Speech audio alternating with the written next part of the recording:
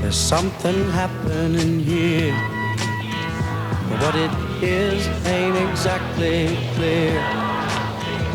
There's a man with a gun over there, telling me I've got to run. This is an unlawful assembly. You must disperse immediately.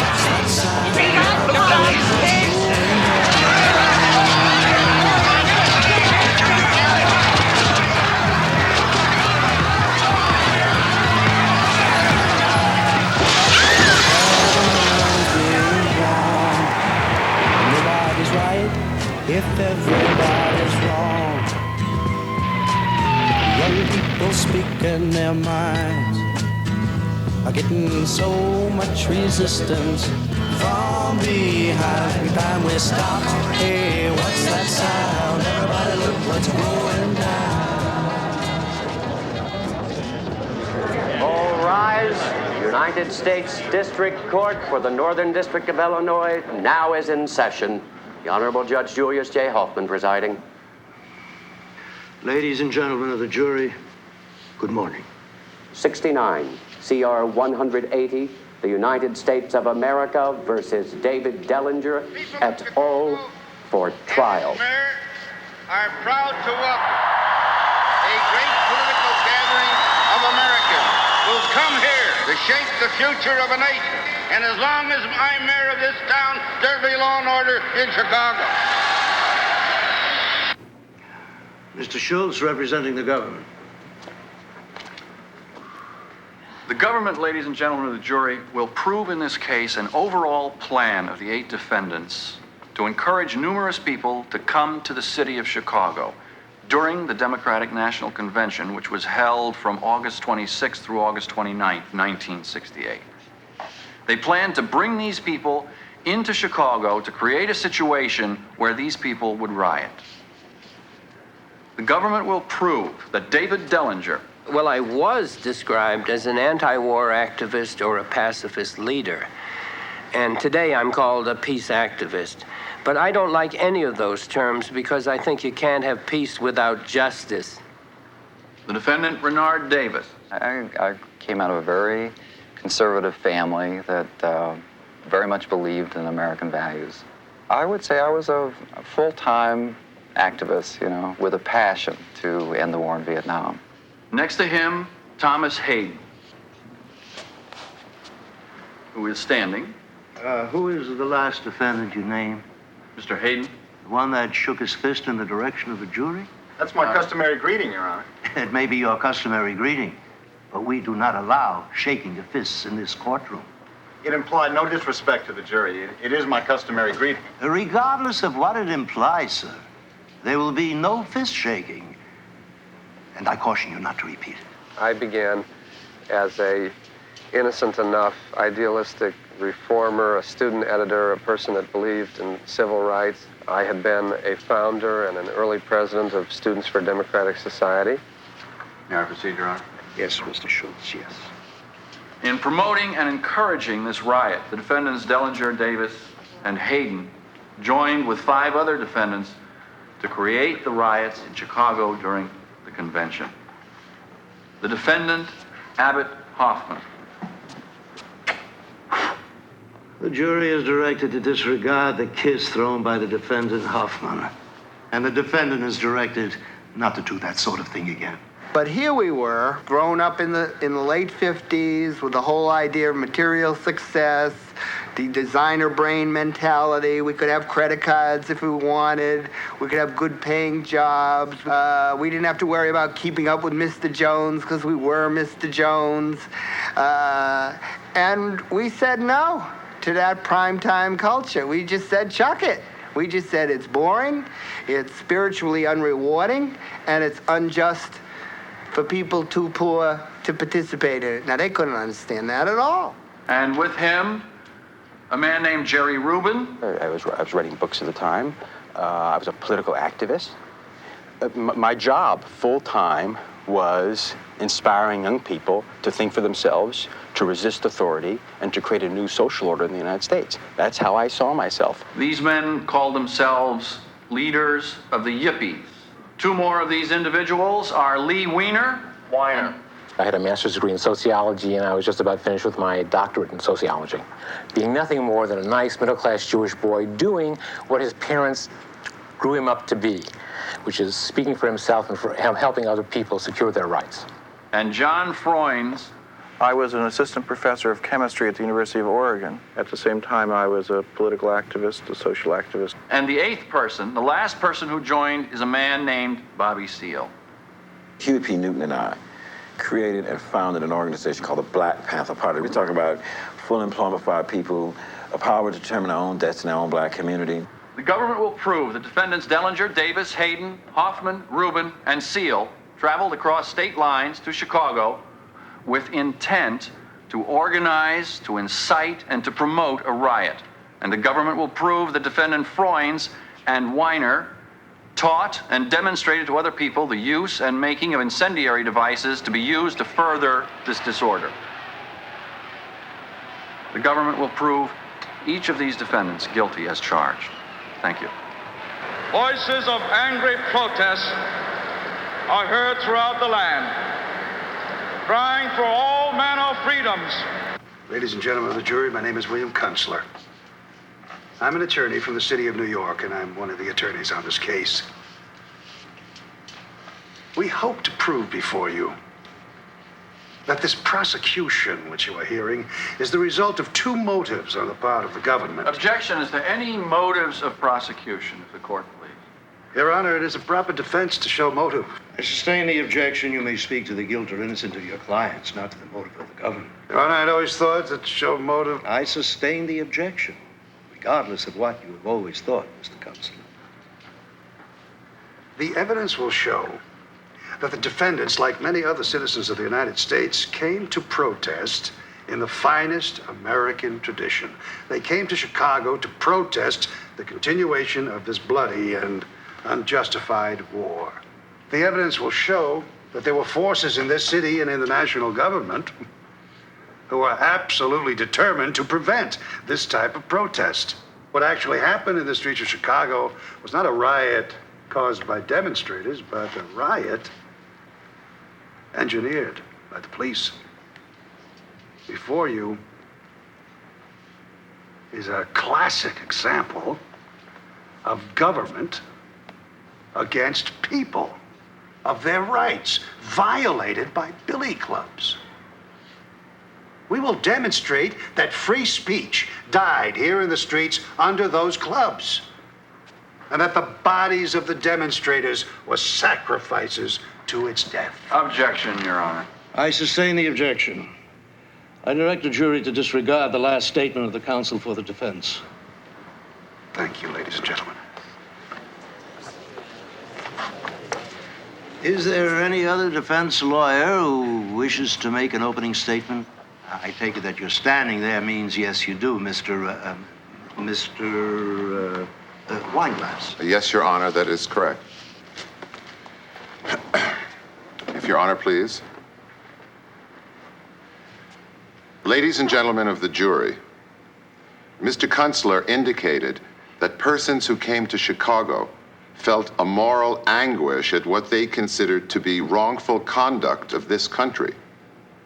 There was another group of people who came to Chicago, not for the purpose of protesting, but for the purpose of showing the public and the leaders and the rulers of this country that there was emerging a new culture.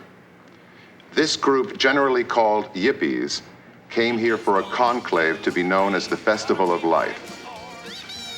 They had invited a number of rock bands relevant to the youth culture. I do not ask you to accept or like or agree with any of the speeches which my clients might have given. Your Honor, I object. Counsel argues the case. It is improper. I sustain the objection. So I ask you to keep an open mind and to await before making your judgment. Thank you. Does any other defense lawyer wish to make an opening statement? Just a minute, sir. Who is your lawyer? Charles R. Gary. Bobby Seale was in jail pending a murder trial in Connecticut where he was supposed to be a defendant and which later exonerated him. Now, Bobby's lawyer is Charles Gary, and Charles was having a medical operation at the time. The man had been cut open. I mean, how is he going to come to trial? All we needed was a little postponement, you know what I mean? Like 2, 3, 4 weeks or something like this here. Judge wasn't going to do that later for that. Mr. Consular, do you represent Mr. Seale? No, Your Honor. As far as Mr. Seale has indicated to me that because of the absence of Charles R. Gary... Have you filed his appearance? I have filed an appearance for Mr. Seale, yes. All right. I will permit you to make another opening statement on behalf of Mr. Seale, if you like. I will not permit a party in the case to... Your Honor, I cannot compromise Mr. Seale's position. I don't ask you to compromise it, sir. But I will not permit him to address the jury with his very competent lawyer standing there.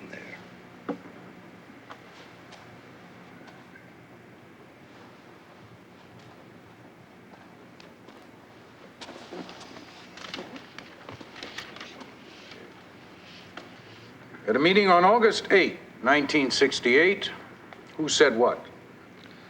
Mr. Hoffman said he wanted the mayor to grant a permit for use of Lincoln Park. They wanted to use the park to sleep in. I said that the mayor had no authority over the park district. Now calling your attention to August 21st, 1968. What brought you to the courtroom of Judge William Lynch? There was a lawsuit filed by the National Mobilization Committee to End the War and by Mr. Rennie Davis, Tom Hayden, and others against the city of Chicago. I said that the city was predisposed to issue a permit for a march if Mr. Davis was willing to accept a reasonable proposal. What happened then? Well, Mr. Davis said that he wanted to meet within eyesight of the amphitheater.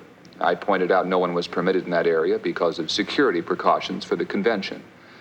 He said if the city wants to avoid violence, you should take all the police and guardsmen away from the amphitheater, that it was his experience that the police actually caused violence.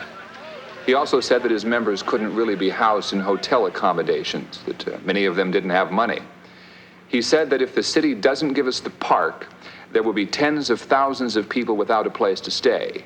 And they will go into the parks and the police will drive them out and there'll be disorder, tear gas, mace, billy clubs.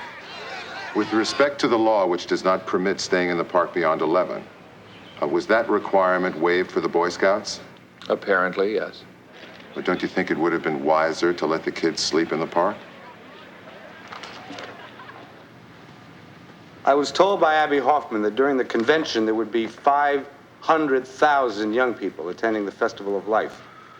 Mr. Rubin said they'd be holding classes in defense against the police. Abby Hoffman said he was prepared to tear up our town, and that if we were smart, we, the city, we would give them $100,000. Or better still, give him the $100,000 and he would leave town. I said $200,000. His festival would include, he said, body painting, nude inns at the beaches, public fornication, discussion of the draft, and draft evasion. Your Honor, at this time, I would like to offer evidence with respect to the defendant Dellinger only. Ladies and gentlemen of the jury, the testimony the witness is about to give is offered only with respect to the defendant Derringer. I think Your Honor means Dellinger. Dellinger, that's right. Mr. Dillinger said we must issue a... I'm going to get back to you, Mr. Witness. I mispronounced the defendant's name. You said Dillinger.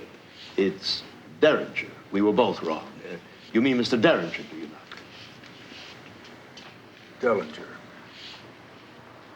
Dellinger said that it was necessary that we issue a permit for sleeping in Lincoln Park in order to minimize destruction. Now, if my understanding is correct, all your meetings with Jerry and Abby took place in City Hall. Your Honor, I object to the reference to these two little... to Abby and Jerry. Let's call the defendants by their proper names. I agree. Now, you testified in your meeting with Jerry Rubin and Abby Hoffman some mention of $100,000. Is that correct? Yes, that is correct. Did you take that discussion seriously?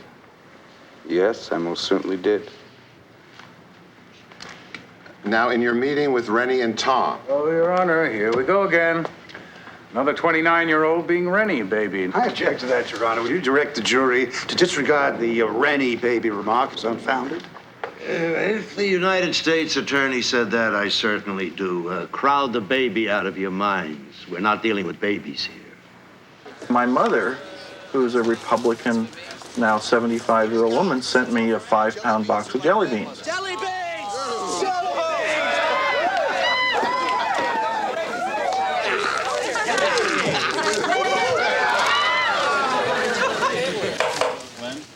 All rise. The court is now in session. On Sunday evening, I observed Jerry Rubin in Lincoln Park pointing at the police officers, and then he began to shout. He used some profanity. If profane words were spoken, part of something an individual had said, I think it's appropriate in law that a witness so testify. He says, look at these motherfucking pigs standing over here. Take off your guns and we'll fight you hand to hand. I was assigned to follow Mr. Jerry Rubin. During all this period, did you ever see him throw an object at another human being? Wednesday. Wednesday? He threw an object? Yes, he threw a sweater. At who? At me. I take it you were uninjured by the sweater.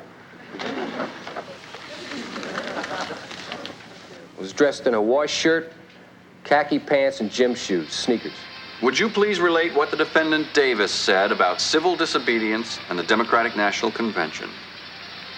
He said there were going to be demonstrations and civil disobedience to disrupt the convention. And neither mob violence nor police brutality have any place So in the prosecution had the point of view that we were international revolutionaries, and they brought on a parade of policemen. Among them were informants who penetrated our ranks, which wasn't very difficult to do since we were a very casual organization. I submit to the court that the right of persons to meet, to assemble, and to discuss outstanding political social questions without fear of intimidation of police officers is paramount. And to allow undercover agents to attend the meetings and make reports is a violation of the First Amendment, of freedom of speech and assembly. For that reason, I ask that the officer's testimony be stricken. Your Honor, I object to their motion.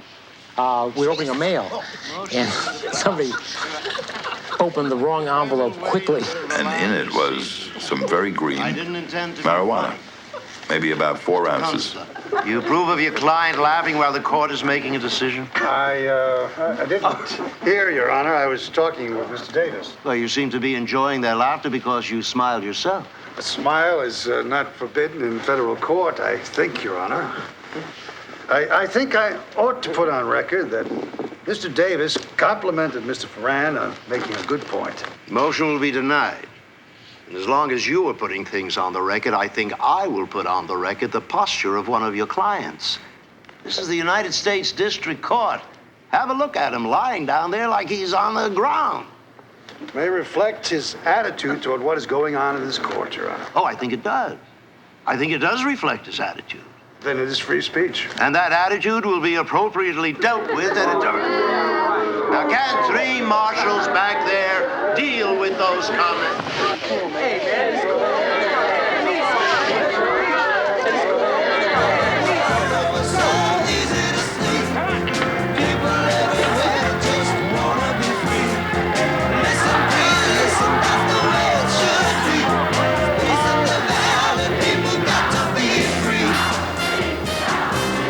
My assignment was an undercover investigator. Did you in any way alter your physical appearance to conduct your assignment as an undercover investigator?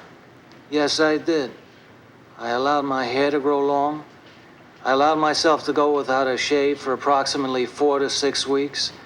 I purchased the attire of a motorcycle gang member, which is motorcycle boots, a black t-shirt, black Levi's, and a black leather vest. And I also rented a motorcycle. On Monday in Lincoln Park, who did you meet with? I was introduced to Abby Hoffman to be one of his bodyguards.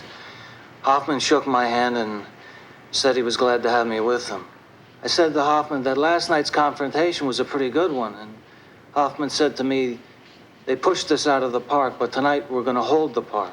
What did you say when Hoffman told you this, please? I told him he could count on me in every way possible in helping him, doing my best to keep him from being arrested. Where'd you go then? Tom Hayden had been arrested, and a march was formed to go to police headquarters to free Hayden. I was introduced by Jerry Rubin as his personal bodyguard, and he was told I could be trusted.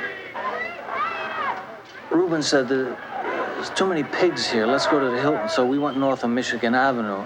When the march was midpoint past the Logan statue, the crowd broke and ran up the statue screaming, take the hill. They climbed the statue and displayed the Viet Cong flag, the red flag, and the black flag. Rubin said that this was better than Iwo Jima. I saw Rennie Davis with a microphone saying, hold the statue, don't let the pigs move you out. Rubin said, we've got to do more to keep the crowd active. We want them in the park for the Bobby Seale speech. I object on the grounds that my lawyer is not here. You know my lawyer is not here, Your Honor, and I want my lawyer here when he mentions my name and testifies against me. Ask him to sit down, Mr. Marshall. Sit down, Mr. Seale. Your Honor, this little episode for the benefit of the jury is intended simply to misconstrue the fact that this man originally had 4 lawyers to begin with. In the speech, Bobby Seale said that the time for singing We Shall Overcome is past, and now is the time to act, to go out and buy a .357 Magnum and a .45 and kill the pigs. Rubin began to yell, kill the pigs, kill the cops. And the man with a plastic bag said to Rubin, I'm going to fill this bag with human shit and throw it at the pigs. And Rubin laughed and said, good, it'll be good food for the pigs. Thank you, Mr. Pearson. No further questions, Your Honor. When you heard Jerry Rubin speak, was there any change in the mood of the assemblage? Not that I noticed. Did the group become violent in any way? No, sir. Now, concerning Mr. Seale's speech, was not the only reference to killing the pigs when he talked about self-defense against an unjust attack? Isn't that the context? That's what you said, Mr. Weinglass. That's not what I have said. The problem with the trial from our point of view was that we were being diverted from our primary job. Our primary job was to organize anti-war activities. And we wanted to participate very seriously in the Vietnam moratorium. It may have been the largest nationwide turnout of Americans against any war in American history. Yes! Good morning, troops. All rise. The court is now in session. The Honorable Judge Julius J. Hoffman presiding.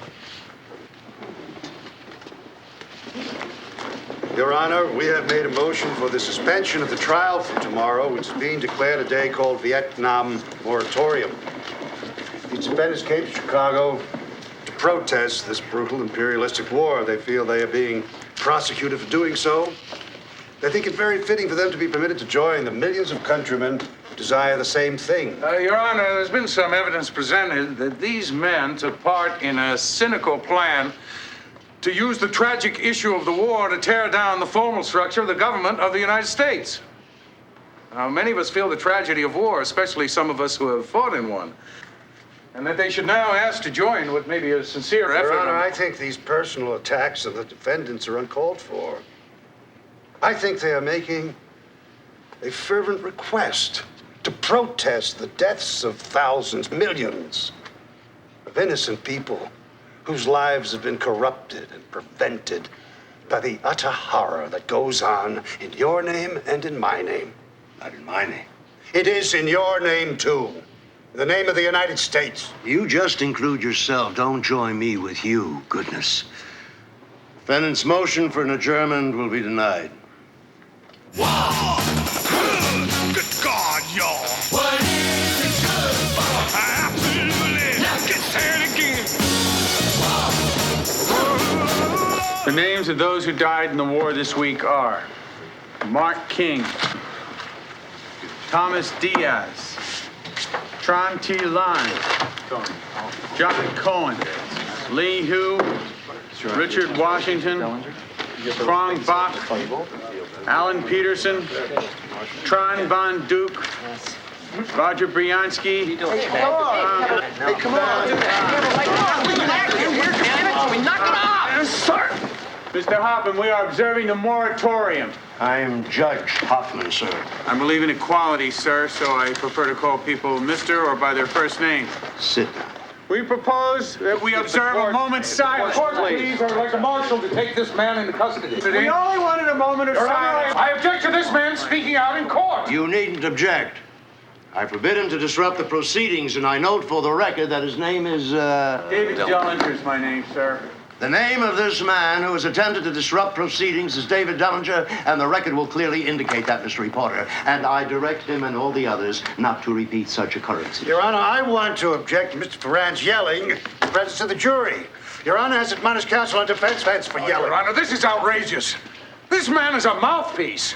I just look at him wearing an armband like his clients. For any lawyer to come into a courtroom and have no respect for the court.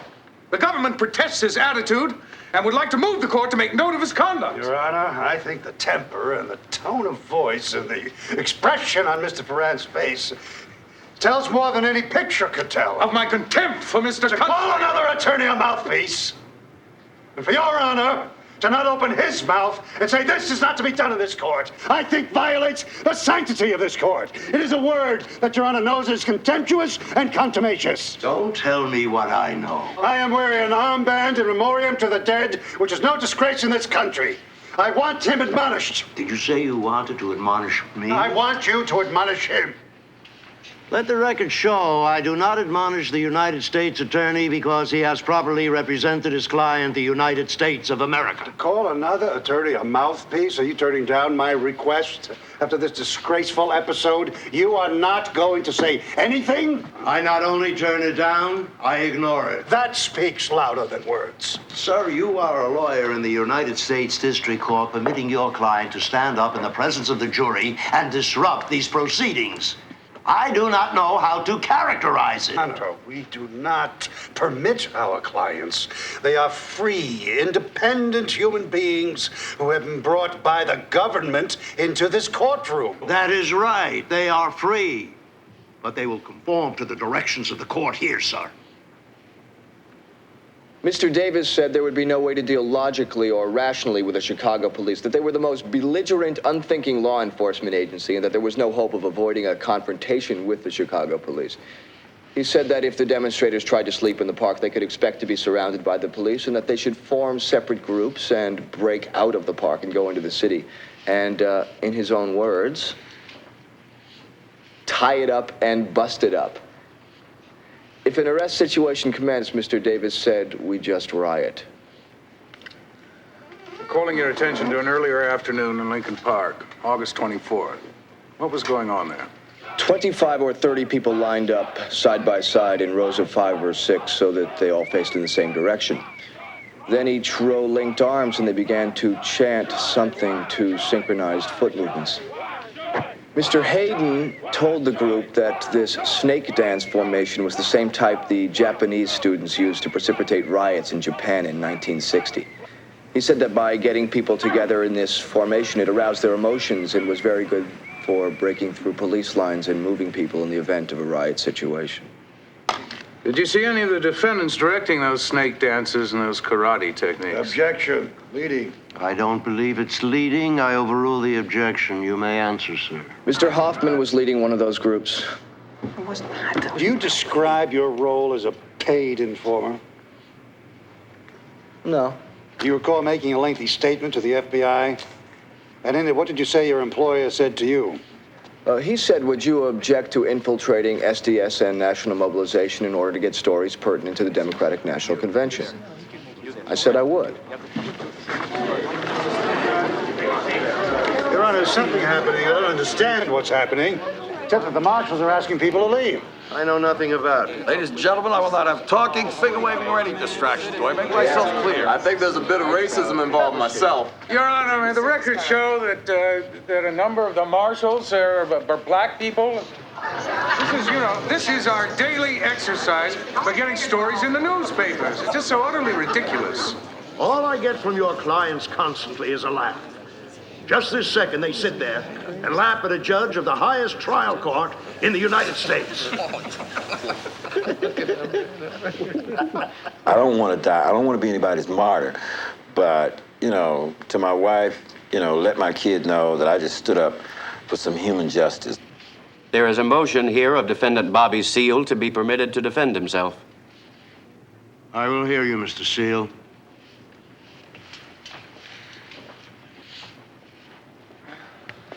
I want to present this motion on behalf of myself. I am not a lawyer, but I do know that I, as one of the defendants, have a right to defend myself.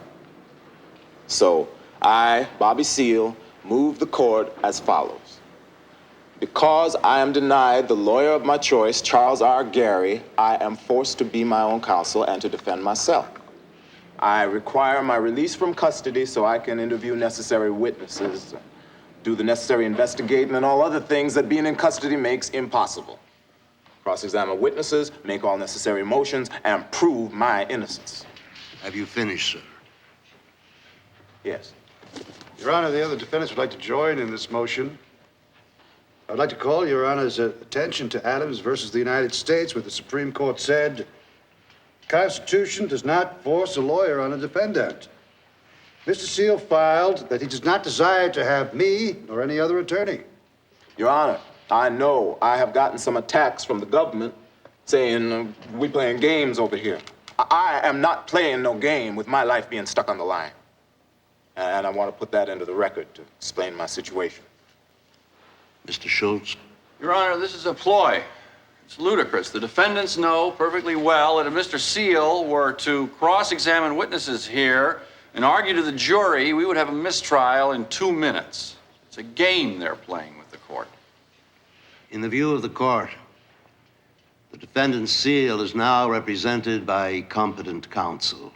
Mr. Kunstler, having filed his appearance in Mr. Seale's behalf. I find now to allow the defendant Seale to act as his own attorney would produce disruptive effect. The complexity of the case makes self-representation inappropriate. Motion will be denied. I should be allowed to defend myself. I will ask... I should be allowed to speak so I can defend. Quiet. Don't tell me to shut up. I got a right to Mr. speak. Seale, I admonish you that any outburst, such as you have just indulged in, will be appropriately dealt with. I must order you not to do it again. In other words, you are saying you are going to put me in contempt of court for speaking on behalf Will of myself? you be quiet? That is all. I will not argue with you. You have lawyers to speak for you. They don't speak for me. I want to represent myself. Mr. Marshall, will you go to that man and ask him to be quiet? I still want to defend myself, and I know I have the right to be quiet. Hey, man. I just want to let him know that. That racist. The black man tries to get a fair trial in this country. United States government, huh?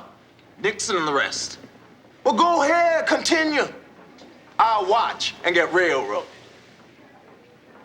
I filled out a form from the National Mobilization Committee stating that I'd like to be a marshal for the Democratic Convention. During this time, had you been otherwise employed? Yes, as a member of Chicago Police Department. Oink, oink. Sweet! Now, calling your attention to Friday, August 9th, 1968, in the morning, where were you? I went to the National Mobilization Committee headquarters. Rennie Davis was there, David Dellinger, and many other people. Mr. Davis said that there would be many demonstrations throughout the city, and the purpose of these would be to stretch the police force out. He said we would block traffic going down the street, we would block people from going in and out of buildings. We would smash windows and generally try to shut the loop down. Lee Weiner said that the marshals would probably wear helmets, and John Freund said that we should break up into small groups, and these groups should be violent. Everyone in the group agreed with this, and Abby Hoffman was at this meeting. Do you see Mr. Hoffman here in the courtroom? Yes, I do. Would you point him out, please? He shot me with his finger. His hair is very unkempt. Now, on Tuesday, August 27th, where were you? I was in Lincoln Park and there was a rally going on. Did you recognize any of the speakers? Jerry Rubin gave a speech, Phil Oakes sang, and the person who identified himself as Bobby Seale spoke. I object to that because my lawyer is not here. I have been denied my right to defend myself in this courtroom. I object to this man's testimony against me because I have not been allowed my constitutional right. I repeat to you, sir, you have a lawyer. Your lawyer is Mr. Kunstler. He does not represent me. Now, you just keep on this way, and... Keep on what? Just sit Keep down. on what? Keep on getting denied my constitutional rights. Will you be quiet? Now, I still object. I object because you know it's wrong. You denied me my right to defend myself in this courtroom. You think black people haven't got a mind? Well, we've got big minds, good minds, and we know how to come forth with constitutional rights. I'm not going to be quiet. Are you getting all this, Miss Reporter? Yes, sir. I hope you got my part for the record, too. Did you get it, ma'am? Yes, sir. Thank you. And that outburst also. I think you should understand that we support Bobby Seale in this. At least I do. I haven't asked for your advice, sir. And please continue with the direct examination. Now, calling your attention to Wednesday morning at National MOB headquarters on the 28th of August. What was said by whom? John Ferns was talking about how he'd purchased butyric acid and that he'd done it before in hotels and restaurants. He said it works really well in restaurants because butyric acid smells like vomit. He talked making tear gas, Molotov cocktails, mace, and other devices. And David Dellinger said, it looks like we're not going to have to march on the amphitheater, but we should have a march anyway to use it as a diversion to get people out of Lincoln Park. Out of which park? Grant Park. I'm sorry.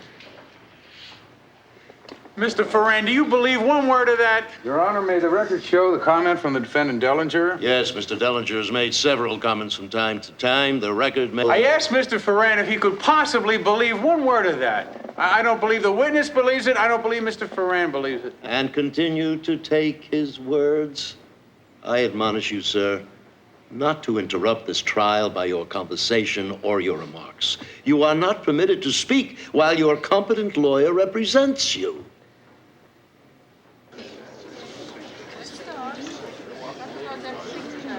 Hello, Daddy.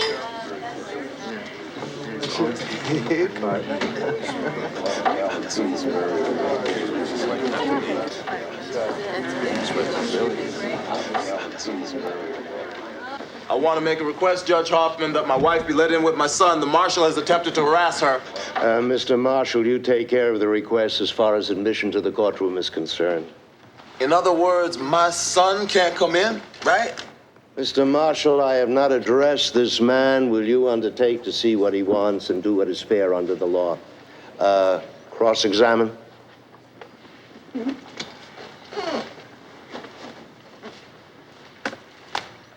You were expelled, were you not, for throwing a university professor off a stage physically? No, sir, I was not. What were you expelled for? I was expelled for being with the group of people that threw the president off the stage, sir. Now, when you were participating in these discussions, is it not true that you were receiving pay from the police department of the city of Chicago? That is correct. By the way, prior to your coming into this courtroom, how many discussions did you have with the United States Attorney in this case regarding your testimony? There were about 3. And is it not true that Mr. Foreign said to you that your previous reports and testimony did not implicate the defendants enough and that you should elaborate a little bit? No. No, he didn't. No further questions. I would like to cross-examine the witness. You have a lawyer here. That man is not my lawyer. The man made statements against me. Furthermore, you are violating Title 42 United States Criminal Code because it states that the black man cannot be discriminated against in his legal defense. Hey, did you see me make a speech in Lincoln Park? Mr. William Frappoli, did you see me make a speech? Mr. Marshall, will you ask that? Did you see me make a speech on August 27th, Tuesday, supposedly August 27th, Tuesday? You needn't answer any of those questions. Let the record show. Let the record show that you are violating my constitutional constitutional rights. I want to admonish cross-examine the you, witness. sir, I that want to you have cross-examine the allowed witness. contemptuous conduct. I admonish you. I am not in contempt of nothing. You are the one in contempt. You are in contempt of the constitutional rights of the mass of people in the United States. Do you want to listen to me? Why should I continue listening to you unless you're going to give me my constitutional rights? Let me defend myself. Sir, that the law states why don't you warn me? I have the right to defend myself. I'm warning you that the court has the right to gag you. Gag? I don't want to do that. Gag? Under the law, you may be gagged. I'm being railroaded already. The court has the right, and I am telling you that the court has no right whatever. The court has no right to stop me from speaking out on behalf of my constitutional rights. The court will recess until tomorrow morning. Everyone will rise. I am not rising. I am not rising until he recognizes my constitutional rights. Why should I rise for him? He's not recognizing my constitutional rights. See that he rises and that other one too. Mr. Hayden, will you please rise? Get all of the defendants to rise. And let the record show that the defendant, Mr. Hayden, has not risen. Mr. Kunstler, will you advise your clients to rise? The court, please, it is my understanding that there is no legal obligation of the defendants to rise so long as his failure to rise is not disruptive. You advise your clients not to rise, do you? If Your Honor will direct me, I will advise them. I direct. Then I will pass on your direction. I will now pass on your direction to them. They have heard you direct me. I cannot in good conscience do more than that. They are free, independent human beings who must do as they please. Let the record show that none of the defendants have risen. The court will be in recess, Mr. Marshall. This was an American first. Here, all done for a circle. Your Honorable Judge, Julie, stay off and all rise. Everyone does, but at 8, they don't get up.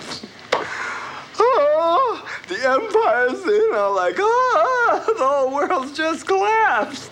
It upset me and made me really pissed off that this fool can't see that the Sixth Amendment of the Constitution of the United States says that every person has a right to have legal counsel of choice, what have you, etc., in a courtroom while going to court. And what's wrong with you? I mean, here's the rule. And if you violated the rules, you were violating the tenets of share and share alike and doing to others as you would have them doing to you. That's what you were doing. Brothers and sisters, we got a real situation going on up in here. Now, I want you to understand and appreciate the fact that you got a right to observe this trial and see what's going on. Am I right? Right. But I don't want you cats out there to get upset and emotional and start doing anything that's out of the ordinary. Am I right?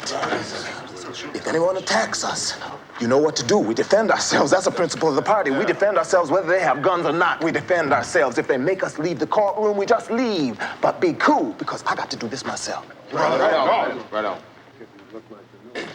Your Honor, there are 25 marshals in here now, and they all got guns. Your Honor, we are objecting to this armed camped aspect. It is not an armed camp. Military state. If the court please, before you came into this courtroom, if the court please, Bobby Seale stood up and addressed this group, and he told these people in the audience that if he's attacked, they know what to do. You lying, I told them to defend themselves. You a rotten, racist, pig, fascist liar. I told them, I said, if they were attacked, they have a right to defend themselves. And I hope the record carries that, and I hope the record shows that Tricky Dick Schultz is a liar, and we have a right to defend ourselves. And if you attack me, I will defend myself. If the court please, that is what he said, just as he related. You're darn right. Let the record show the tone of Mr. Seale's voice was one of shrieking and pounding on the table. That'll be dealt with appropriately at some time in the future. The record should indicate that Mr. Schultz stood at this lectern and raised his voice quite loudly in this courtroom. Yes, I think he raised his voice. If what he said was the truth, I can't blame him for raising his voice. Why don't you recognize my constitutional rights? I have recognized every constitutional right you have. You have not. I want to cross-examine. All I have to tell you is this. If you speak once again, we will take such steps as are indicated in the circumstance. If you try to suppress my constitutional right to speak out, then I can only see you as a bigot, a racist, and a fascist, as clearly indicated in the court record. Mr. Fineglass. Wineglass. Wineglass. Will you please continue with the cross-examination of the witness if you desire to?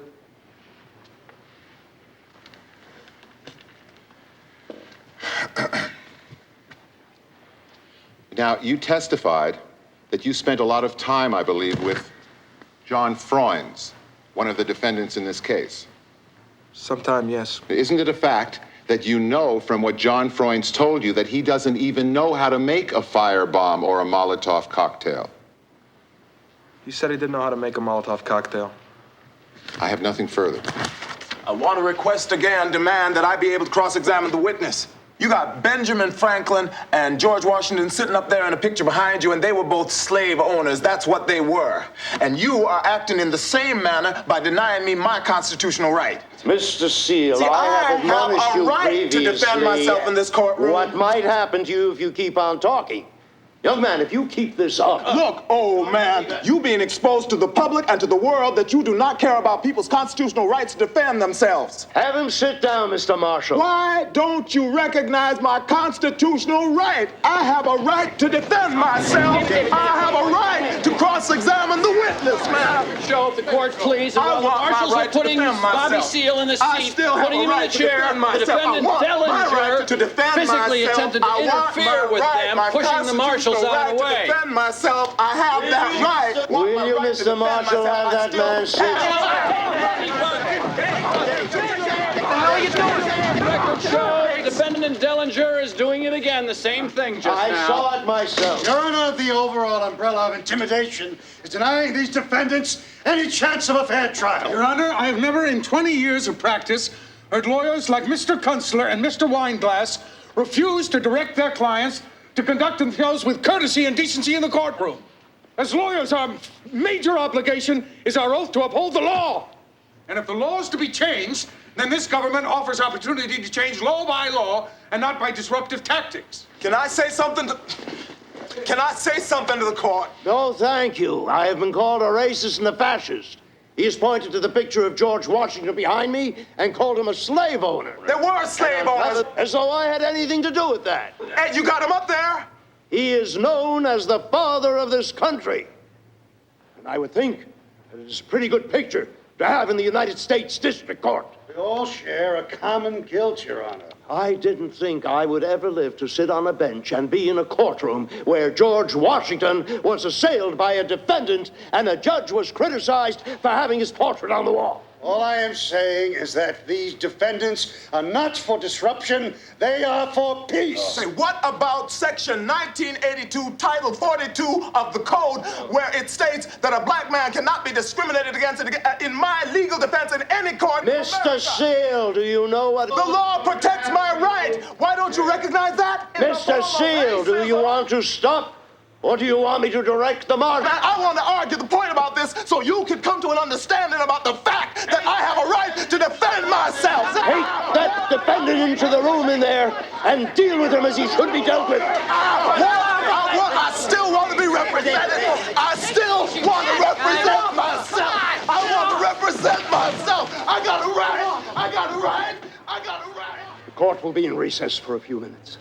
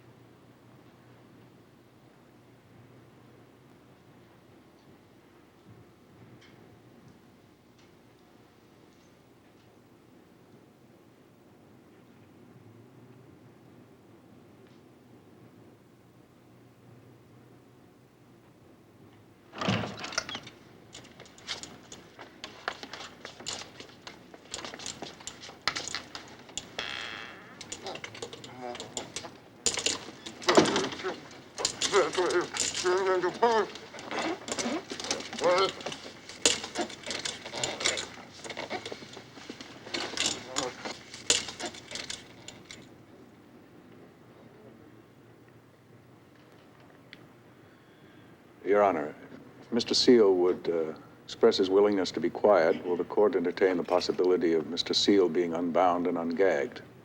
I have tried so hard with all my heart to get him to sit in this court and be tried fairly and impartially. And I have been greeted on every occasion with all sorts of vicious invective. Mr. Seal, all of your constitutional rights have been and will be preserved in this trial. I assure you that if you have any evidence, when the time comes, we will listen attentively. If you will assure the court that you will be respectful and not cause disorder, I am willing that you resume your former place at the table. Will you, sir? If you will give me your assurance, will you please indicate by raising your head up and down? Give me your assurance that I can't understand you, sir. I want to defend myself. I have the right to speak on behalf of my Constitution. Mr. Marshall, I don't think you have accomplished your purpose by that contrivance. We will take another recess. I want to speak on behalf of my constitutional rights. You can't deny me my rights. You can't deny me my constitutional rights. Bobby Seale's only attempt in that courtroom was an attempt to represent himself.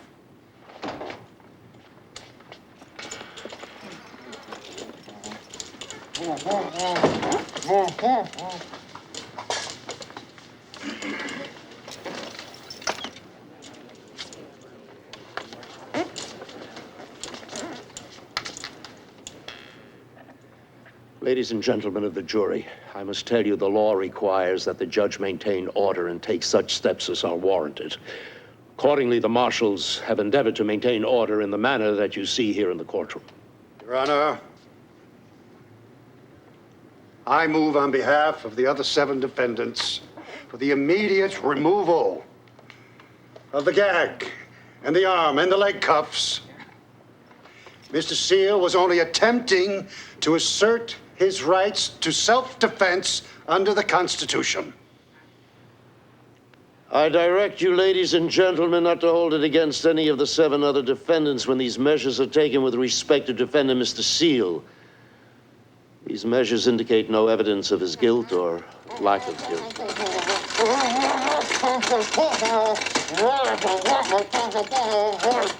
The marshals would take an hour, maybe 2 hours before the trial began, trying to force this gauze into his mouth. I said, no, man. No, man. I said, man, what the fuck going on? No. What are we trying to prove, Your Honor? We won't go in there and sit in the trial while Bobby Seale is bound and gagged. Meanwhile, Bobby and the Panthers are saying, don't do anything.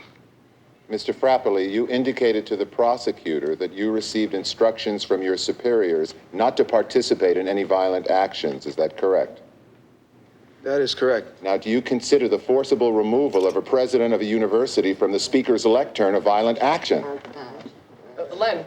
If Your Honor, please, the buckles on the leather strap that's holding Mr. Seale's hand is digging into his hand. Could he be assisted? The marshal concludes that he needs assistance, of course. Your Honor, are we going to stop the medieval torture that is going on in this court? Hey! Come on, it's just a hand! Your Honor, this is no longer a court of order! Your Honor, this is an unholy disgrace! Created by Mr. Kunstler. Created by none other than you! Why don't you come down here and watch this, Judge? Fascist dogs! You low-life son of a bitch! Somebody go protect him! Your Honor, may the record show that that comment was by Mr. Dellinger. May the record show that Furren's a Nazi? And that is Mr. Rubin speaking. Everything you say will be taken down. Your Honor, he's being choked to death! Cruel and unusual punishment!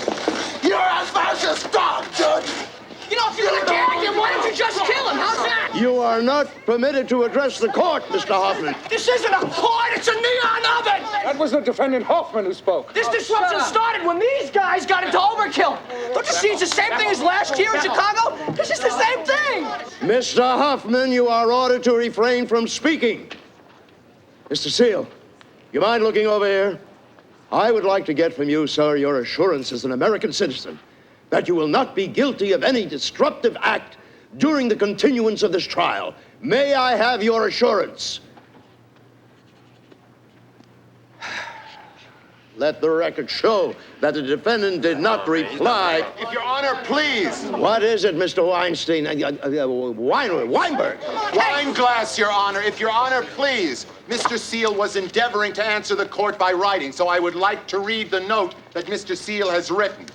I want and demand my right to defend myself. I am calling for an end to this. I don't think you have seen it in your experience, nor have I in mine. He is being treated in accordance with the law. Not in accordance with the Constitution of the United States, which is the supreme law.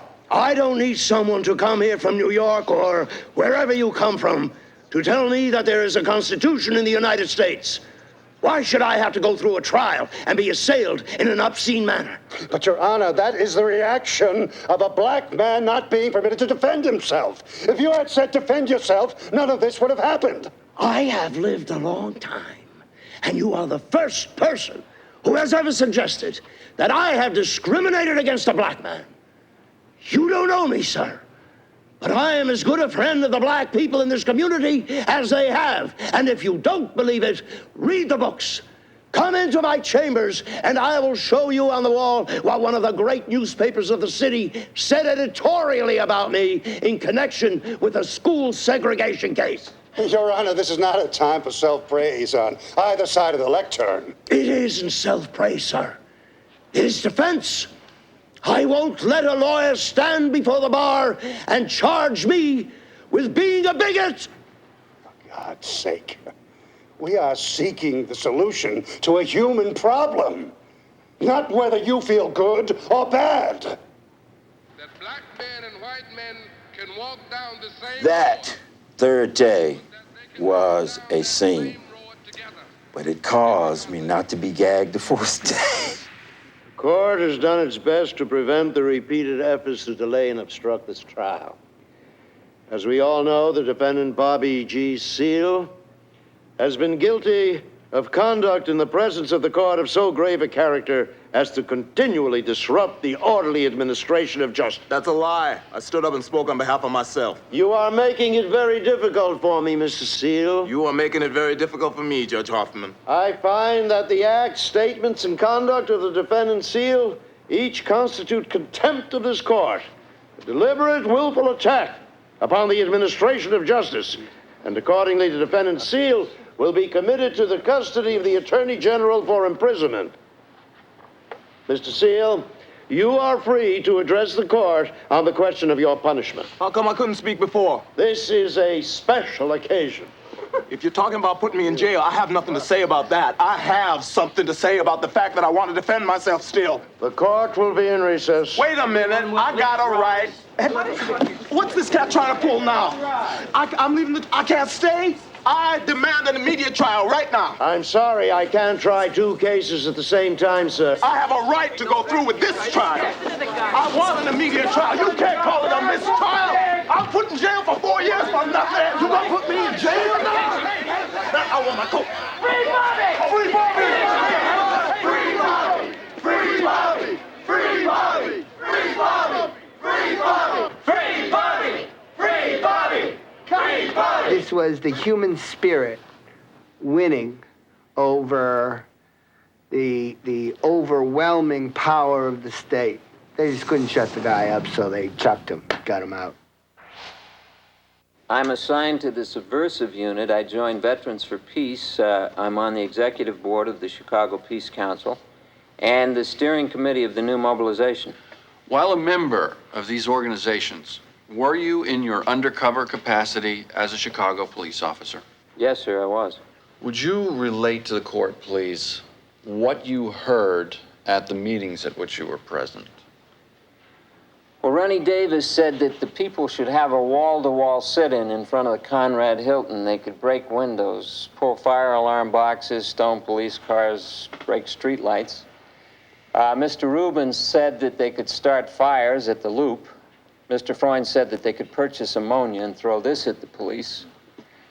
Lee Weiner said that they could let the air out of tires or jam up traffic. Tom Hayden said that if the city doesn't give in to our demands, there would be war on the streets.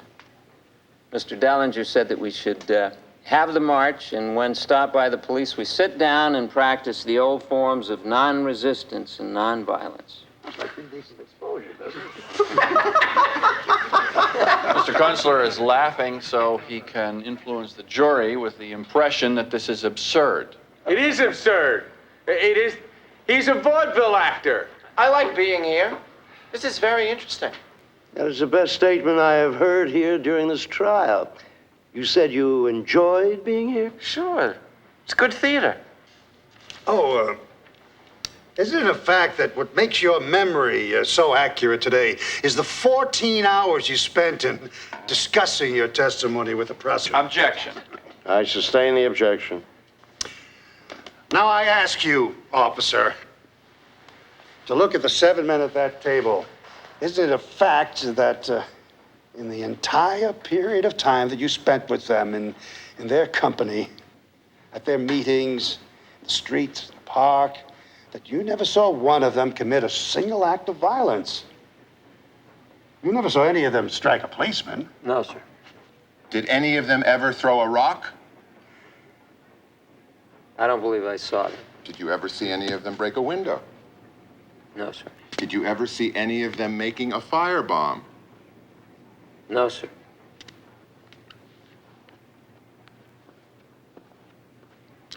Little incidents were breaking out quickly between police officers and members of the crowd. There was spitting and shoving and pushing and fighting. And the officers responded and they charged the crowd, and the crowd charged back. And a serious disorder broke out. Isn't it true that you heard the National Guard, or somebody in the National Guard, was trigger happy and released tear gas while the crowd was proceeding orderly out of the park? I have no recollection of hearing that. The thing that continually crossed my mind is this unlawful assembly in the street. That was foremost in my mind. I had no intention of permitting a mob to take over the street. Now, did there come a time when nightclubs were used on the people? There was some use of night batons, yes. There was quite a lot, wasn't there? I don't know. Quite a bit. There was some. Did you yourself see any night batons land on people's heads? Oh, yes. Isn't it true that you saw the Chicago police officers beating people while they were already on the ground? In some instances, yes. But the person on the ground was kicking and fighting back.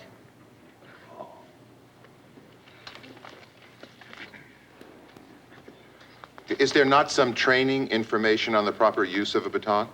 Yes. A training document says, never swing the baton as a club. Is that true? Yes, but it's not an absolute prohibition. Being very specific, what did you find wrong with what your police did, if anything? Well, I really feel badly that the police were unable to control this vicious, mean, willful, unlawful crowd without injury. That I deeply regret. As far as the police tactics, some officers went a little beyond what I expect them to do as professional police officers. As a result of that incident, we have re-strengthened our training program. Each and every day, descend changes, so police procedures must be revised in order to keep pace with what's happening in the country. Revolution is very possible. Terror is very close to us. Your Honor, a very interesting speech. I really don't mind, except I do think that it's not responsive. We were facing 10 years in prison. The goal of our defense was, in a sense, to recreate Chicago. With expert witnesses on the counterculture. We decided to use the trial to put the government on trial. I was helping the boy off the ground. I was facing away out from the benches. At this point, I turned around toward the benches, and I saw a man with his back to me, bending over a girl on the ground. This was a man in a business suit. Also bending over the girl on the ground was a policeman, holding her down on the ground and hitting her. I ran towards them, shouting to stop, and the plainclothesman turned around and knocked me on my back. Then he took me by the hair, and he spun me around, and he said, "Take this one, too. Arrest them both." He called the other girl a black bitch, and he said, "We know how to treat you animals."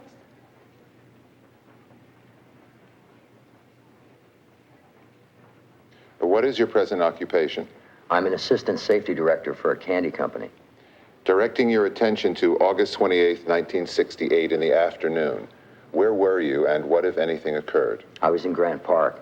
A speaker was telling the crowd to back up, sit down, and was asking the police to please clear out of the area. Could you identify the speaker whose voice you heard? I believe it was David Dellinger. Now, after you saw the crowd move, what, if anything, did you see? A platoon of helmeted police marched in and stopped about 20 yards from the crowd. Another platoon came marching in maybe 30 yards behind them. They were counting cadence and slapping their sticks in their hands. Then what, if anything, did you see the platoon do? They marched directly into the crowd in step, broke ranks when they hit the line of marshals in front of the crowd, and chopped their way 100 yards into a tightly packed crowd, beating people all the way.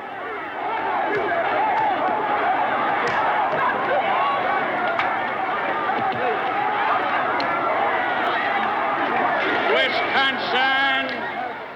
Mr. Chairman, most delegates to this convention do not know that thousands of young people are being beaten in the streets of Chicago. Wisconsin is not recognized for that purpose. Ray was just covered with blood. His head was split open, his shirt was covered with blood. At that point, I thought I wasn't going to make it. I'm a member of the British Parliament. I was first elected in 1964. Were you in Chicago during the period of the Democratic National Convention? Yes. Well, now, we call our senators here senator, and we call our congressmen congressman. You can call me honorable member for Rochester and Chatham. Oh, that's a little long. I'll just have to call you Madam Witness. I was just trying to make it easy for you. Oh, don't make it easy for me. That's not your responsibility. Mine's to tell the truth. Would you indicate what you saw on the street Wednesday, August 28th? Well, I went out across, Balboa Street. I crossed the street and went onto the pavement off Michigan Avenue. I saw a whole crowd of people across the street, and I saw a line of police. I went up to one of the young persons there, and I asked them what was happening.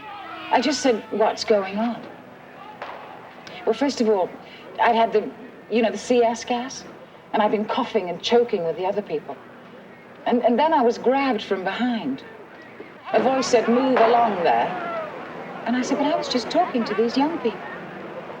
And then I was picked up, grabbed and thrown into a police wagon. Those are the facts, my lord. I teach and recite poetry and lecture at universities. Did you ever study abroad? Oh, yes, I studied in India and Japan. I studied mantra yoga, meditation exercise, sitting quietly, breathing exercises to quiet the body and calm the mind. Did you have any occasion to meet with Abbie Hoffman? Yeah. Do you recall what Mr. Hoffman said in the course of conversation? Mm-hmm. Yippee. He said that politics was becoming theater and magic, that it was the manipulation of imagery through the mass media that was confusing and hypnotizing the people in the United States, making them accept a war which they really didn't believe in, and that we ourselves might get together in Chicago and invite teachers to present different ideas of what's wrong with the planet, what we can do to stop the pollution crisis, what we can do to stop the war. After he spoke to you, what, if anything, was your response to his suggestion? Well, I was worried whether or not the whole scene would become violent. I was worried whether the government would let us do something that was funnier or prettier. Object, Your Honor. Ask that it be stricken. It's not responsive. Yes, I sustain the objection. Sir, that was our conversation. Now, directing your attention to Sunday, August 25th. What did you do in the park? Well, there was an appearance of a great mass of policemen going through the center of the park. I was afraid. I felt adrenaline run through my body, so I sat down on a green hillside with a group of younger people, and I began chanting the magic password which cuts through all emergency illusion.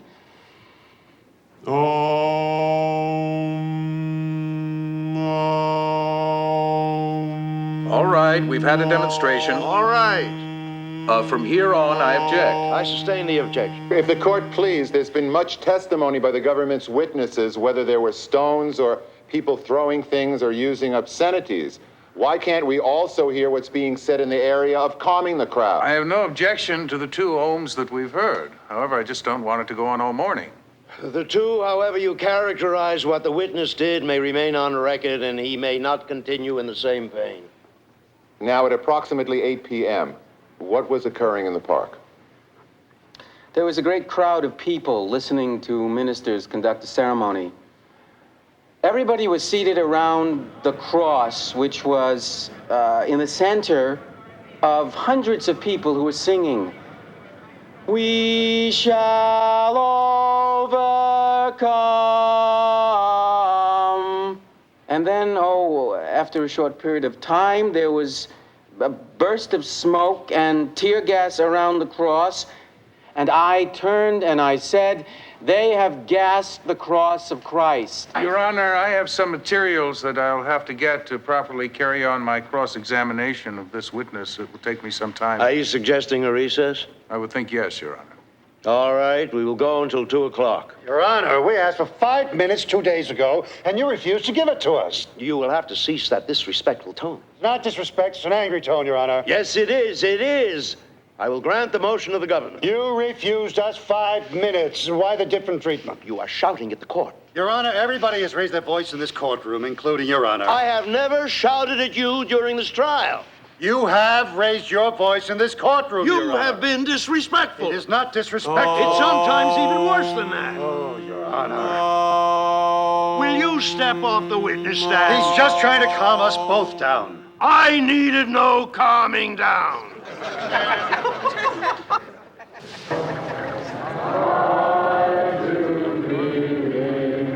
Wait a minute. Mr. Ginsburg, you're named as kind of the yippie religious leader. Do you think that that's a fair designation? Oh, no. Well, leader is a word we try to get away from. I mean, we tried to get away from the authoritarian thing. It was more like, Religious teacher? religious experimenter, huh? Now, concerning poetry that you've written, there's a poem called The Night Apple. The Night Apple, yes. Would you recite that poem for the jury? Last night, I dreamed of the one I loved for 7 long years. But I did not see a face. I saw the familiar presence of the body. Sweat, skin, eyes, feces, sperm, saliva. All one odor and mortal taste. Could you explain to the jury what the religious significance of that poem is? If you would take a wet dream as a religious experience, I could. It was a description of a wet dream, sir.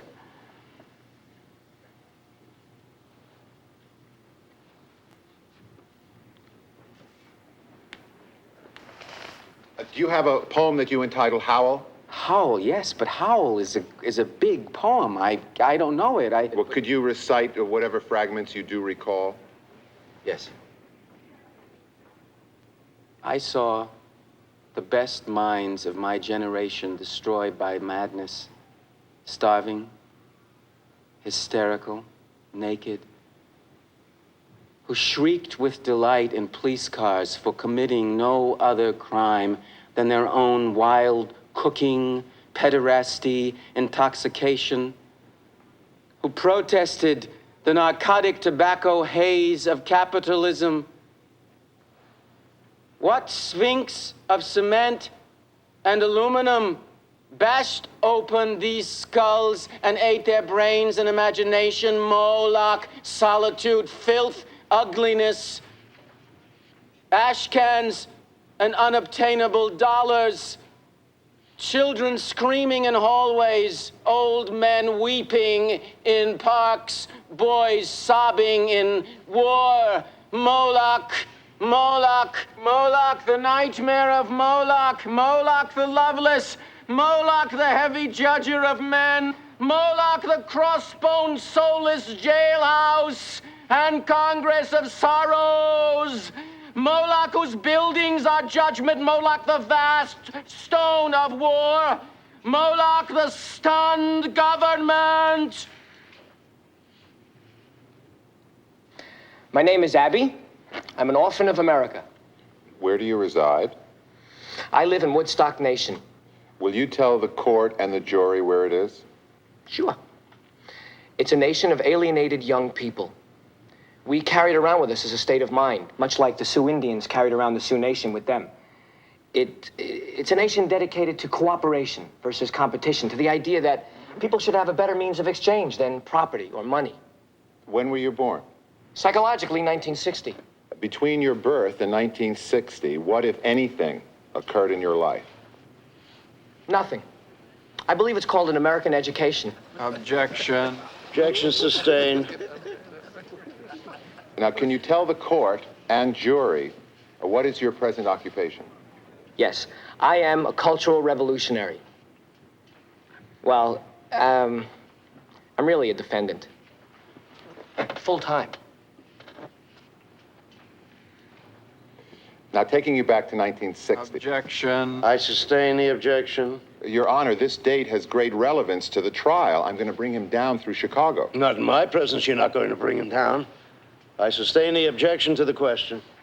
What? My background has nothing to do with my state of mind? Will you remain quiet while I'm making a ruling? I know you have no respect for me. Your Honor, this is totally unwarranted. I think your remarks call for a mistrial. Motion will be denied. Now, directing your attention to September 1967. What were you doing? I was doing a number of things. Among them was a meeting I had with defendant Jerry Rubin. Jerry said that the war in Vietnam was not just an accident, but that it was a byproduct of a kind of system, a capitalist system in the country, and that we had to begin to put forth new kinds of values, especially for the young people in this country, to make a kind of society in which a Vietnam War would not be possible. I said that America was in the last stages of its empire, and that it was bent on devouring its children. I said that the Pentagon is a five-sided symbol of evil in most religions, and that we might be able to approach this from a religious point of view. If we got large numbers of people to surround the Pentagon, we might be able to exorcise it of its evil spirits. So we measured the Pentagon to see how many people it would take to fit around it. Of course, we only had to measure one side, because then you just multiply 1 times 5, and, you know, the Pentagon, 5 sides, and you know what happened? Do you know what happened? Surprise! We got arrested! Do you know it's illegal to measure the Pentagon? I didn't know it up to that point. What a surprise. Well, anyway, when we got arrested, they said, what do you think you're doing? And we said, see, we want to get a permit to raise the Pentagon 300 feet in the air. They said, what? How about 10? So we said, okay. Your Honor, I would ask Mr. Weinglass, please get on with the trial of this case and stop playing around with raising the Pentagon 10 feet or 300 feet off the ground. Your Honor, I am glad to see Mr. Schultz finally concedes that things like levitating the Pentagon building, putting LSD in the water, 10,000 people walking nude on Lake Michigan, and a $200,000 bribe attempt are all playing around. I am willing to concede that fact, that it was all playing around. It was a play idea of this witness, and if he's willing to concede it, we can all go home. I sustain the objection. At this time, we would like to introduce a film by Abbie Hoffman. Great. That we regard this to be absolutely essential and indispensable to our case. Now, nothing better shows Abbie Hoffman's state of mind. The young land started growing, the young blood started flowing, but The Yippies decided to enter their own candidate in the presidential The sweepstakes. film is not serious, I concede it, but neither was the Yippie myth. The film will not be admitted as evidence. Abbie Hoffman, prior to coming to Chicago from April 1968 onto the week of the convention, did you enter into an agreement with David Dellinger, John Freunds, Tom Hayden, Jerry Rubin, Lee Weiner, or Rennie Davis to come to the city of Chicago for the purpose of encouraging and promoting violence during the convention week? An agreement? Yes. Couldn't agree on lunch. I have no further questions. Cross-examination? Go ahead, Dick. Did you symbolically urinate on the Pentagon, Mr. Hoffman? I symbolically urinate on the Pentagon? Yes. I didn't get that close. Pee on the walls of the Pentagon? You're getting to be out of sight, actually. Are you done, Mr. Hoffman? I'm done when you are. The fact is, Mr. Hoffman, you were trying to create a situation where the state and the United States government would have to bring on the National Guard in order to protect the delegates so that it would appear that the convention had to be held under military conditions. Isn't that a fact? Come on. You can do that with a yo-yo in this country. It's quite easy. Just look around this courtroom. Look at all the troops around. Mr. Hoffman, while you were in Chicago, you deliberately told your police tales that you had had a fight with Rubin. Yes, deliberately. In order to destroy any charges of conspiracy. Isn't that right?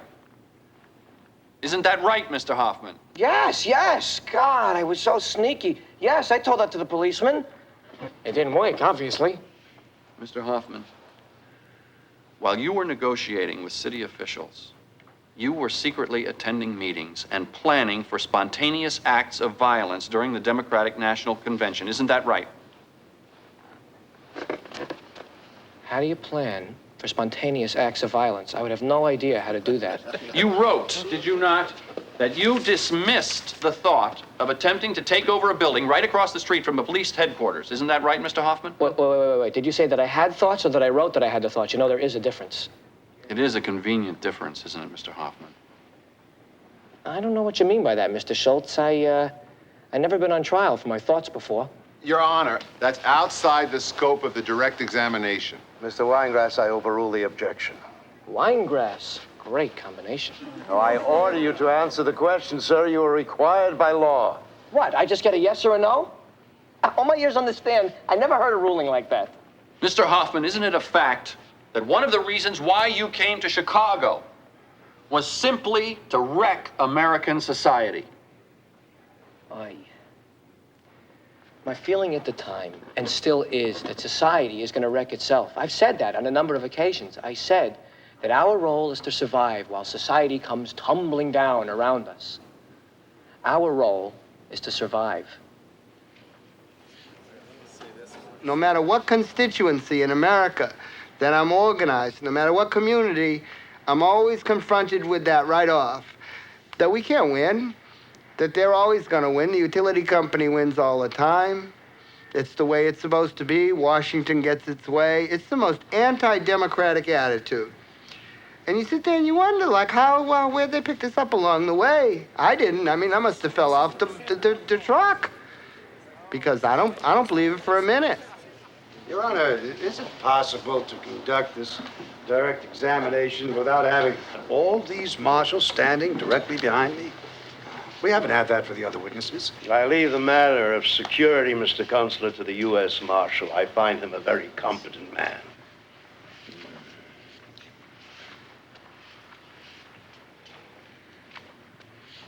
What is your name? Richard Joseph Daly. What is your occupation? I am the mayor of the city of Chicago. Who was the chairman of the Park Commissions in 1968? The proper designation is president, not chairman. And the president was William McFetridge. Is that the same William McFetridge who announced your first candidacy for mayor in 1954? Objection, Your Honor. I sustain the objection. Is it true, Mayor Daley, that Mr. McFetridge once said, the parks are not for dissenters? Objection. I sustain the objection. Mayor Daley. Hey, she didn't do anything. Hey, what are you doing? Your Honor, what is happening in the rear row? Will you let the marshal take care of the rear row? Hey, what are you doing? Honor, you're hitting one of our staff. Your Honor, I don't understand. Your Honor, we have information that some of the people doing the removing are not marshals, but employees of the city of Chicago. If everybody will be quiet and listen to the testimony of the witness, there will be no disorder. Will you please proceed, sir, with the direct examination of this witness? Otherwise, I will direct the witness to leave the stand. Mayor Daley, on April 15th, did you not order your police department to shoot to kill and shoot to maim black people in the city of Chicago. Your Honor, I object to the question on the grounds that it is leading, suggestive, immaterial. Your Honor, I have to ask a leading question in order to move. No, you don't have to. I won't permit you to. Then at the moment, I move that Mayor Daley be declared a hostile witness. Why? The mayor's been the most friendly witness. I want to indicate the word hostile, Your Honor. All of the defendants feel Mayor Daley is a hostile witness. Hostile. In the sense that they attribute to him everything that happened to them in collusion with other people in the city of Chicago last summer. I don't know whether the witness is hostile as a witness. He may have been hostile as a mayor, but he may not be hostile as a witness. His manner has been that of a gentleman. Motion of the defense will be denied. Mayor Daley, on the 28th of August, 1968. We wouldn't have to have Gestapo tactics. Did you say to Senator Rubikoff? Oh, Your Honor, Did you say to him, quote, "Fuck you, you juice"? Now listen to that. You laughing I object to this motherfucker. kind of conduct in the courtroom. Unquote. No. Foolish improper questions. Court will recess for 15 minutes. Right. Just leave. Let's go. I want this.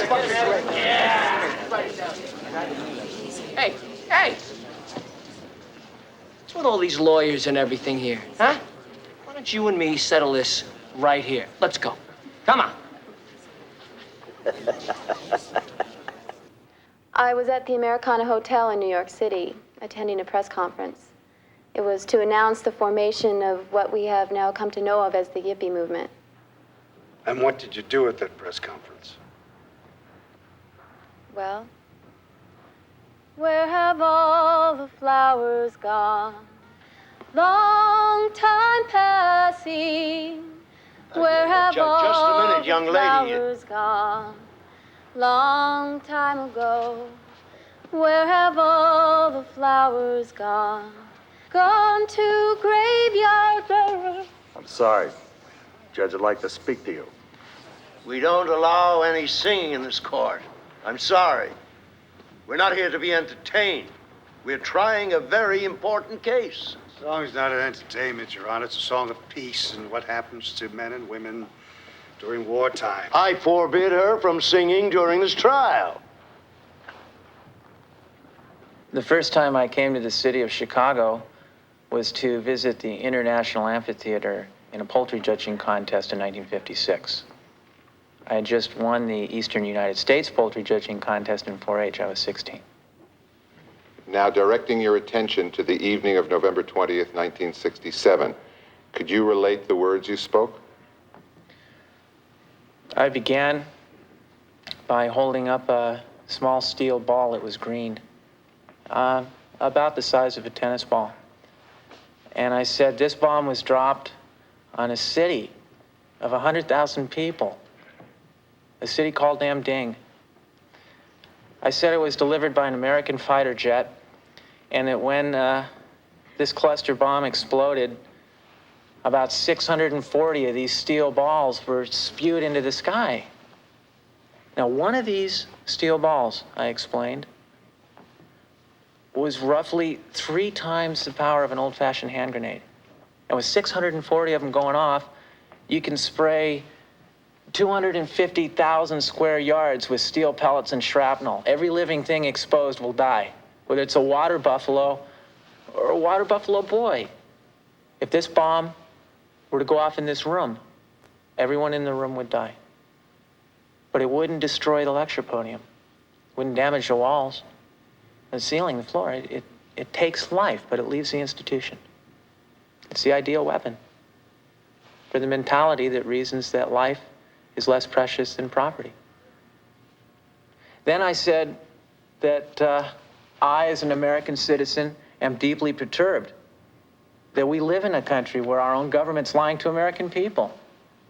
I said, I'm going to the Democratic National Convention because I want the world to know that there are thousands of young people in this country who do not want to see a rigged convention rubber stamp the war.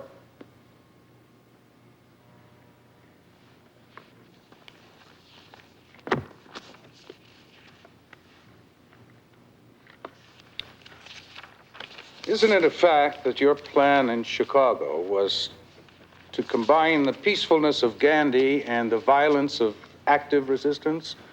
Isn't that a fact? No. It's not a fact. In fact, that's not even close. And you know it. Your Honor, may we strike that? He whispered to the court reporter, and you know it. No, I made that man-to-man to Mr. Foran.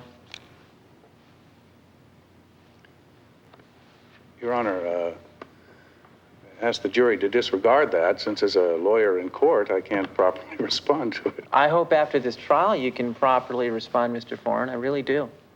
I don't know what you're... That you and I can sit down and talk about what happened in Chicago and why it happened. Mr. Witness. I'd like to do that very much. Mr. Witness. Your Honor. Do you hear me, sir? Yes, I do. You didn't respond to my question. I don't accept your apologies. Isn't it a fact that all the vile and vulgar propaganda that the Yippies were passing out was to make the authorities look repressive? Sir, no one had to make that city look repressive. The city was repressive. You and your people wanted violence in Lincoln Park, didn't you? Your questions embarrass me. They're so terrible. They really do. Well, answer it. It's my belief that it was you who wanted the violence, Mr. Foran, not me. I did not want violence. You did want to impose an international humiliation on the people that ruled this country. Isn't that correct? I'm afraid our government has already humiliated itself in the international community, sir. Can't you understand? It's so simple. I'm just trying to find a way that this generation can make this country something better than what it's been. Ralph Abernathy, he had been the leader of the Mule Train. That was a demonstration by the Southern Christian Leadership Conference of poor people. Your Honor, we had originally contacted Dr. Ralph Abernathy to be a witness, but he was out of the country. He has just returned. He is arriving at this moment at O'Hare Airport. We think his testimony is crucial. I certainly am not going to wait for him. There have been several witnesses called during this trial whose testimony could not even be presented to the jury. Singers, performers. I'll deny your motion. Your Honor, I think that what you have just said is about the most outrageous statement that I have ever heard from a bench, and I'm going to have my say right now. I'm trembling. I'm so outraged for you to say in a technicality that we cannot put Dr. Abernathy on the stand. Dr. Abernathy is president of the Southern Christian Leadership Movement. He is chairman of the Mobilization Against War. He has relevant testimony. I know this is not a fair trial. I know it in my heart. And I am going to return to my chair with the full realization that everything I have learned throughout my life has gone for naught, that there is no meaning in this court, that there is no law in this court. Out with those applauders! Hey, I applauded too, Your Honor. Throw me out. Your Honor, may we proceed with the rebuttal case of the government? Yes, you may.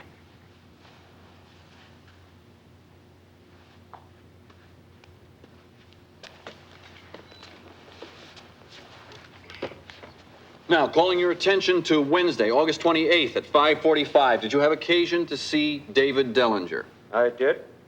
He was confronting me at the head of the march. Did you see where Dellinger went? He left with the head of the group that were carrying the flag. Bullshit.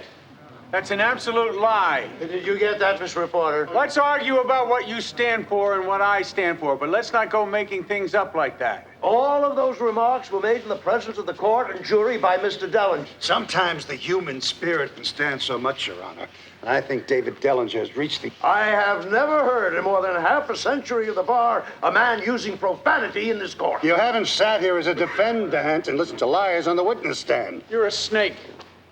And we have to try and put you in jail for 10 years for telling lies about us, Dick Schultz. Be quiet, Mr. Dellinger.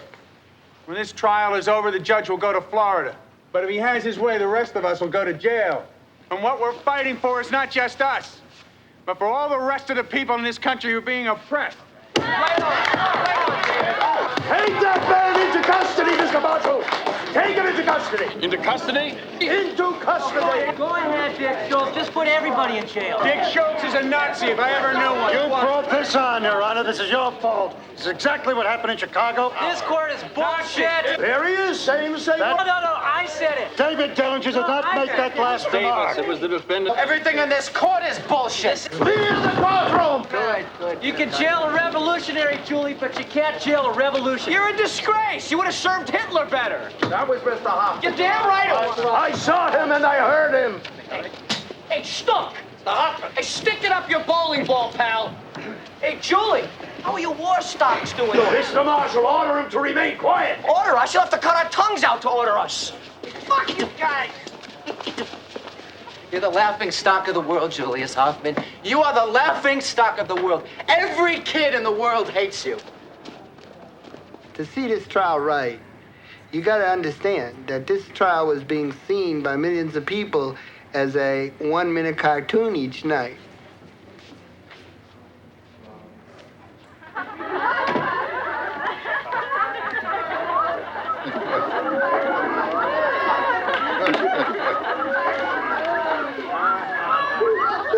May the record show the defendants Hoffman and Rubin came in attired in what might be called collegiate robes. That's judges' robes. Some might even consider them judicial robes. Your idea, Mr. Consular, another one of your brilliant ideas? Your Honor, I can't take the credit for this one. That amazes me. I sustain that objection. Well, I object that sustain. Well, Please sit down. well, that's sustain. Well, I sustain that overrule. Off with the robes. Off with the robes.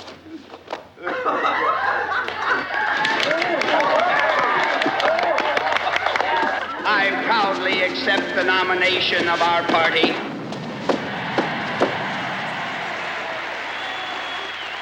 Surely we have now learned the lesson. Violence breeds counter-violence, and it cannot be condoned, whatever the source. The point is that they came here wanting a riot. We have shown that these defendants, all 7 of them, had a common purpose of bringing disruption and inciting violence in this city, and that all 7 participated, working together to further these plans. Oh, they never explicitly said, you do that to blow up that. That is not how they did it. It was tacit understanding, a working together in all these meetings that they had, and that is how they conspired. They came here to riot. They didn't look for the violence with the police. They were a crowd that wanted to march. They weren't permitted to march. They stayed in the streets and chanted. But does that mean that the police should wade into them and beat them and club them? Is that the way we've come to deal with people in this country who adamantly insist on the right to protest? We are living in extremely troubled times. An intolerable war has divided and dismayed us. Racism at home and poverty cause despair and discouragement. In a so-called affluent society, we have people who can't even approximate the decent life. These are rough problems, terrible problems. But they don't go away by destroying their critics. They don't vanish by sending men to jail. You can crucify a Jesus. You can poison a Socrates. You can hang John Brown or Nathan Hale. You can kill a Che Guevara. You can jail Eugene Debs or a Bobby Seale. You can assassinate John Kennedy or a Martin Luther King. But the problems remain.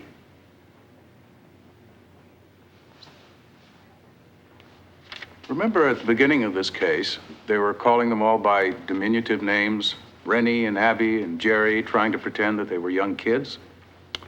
They are not kids. They are highly sophisticated, educated men, and they are evil men.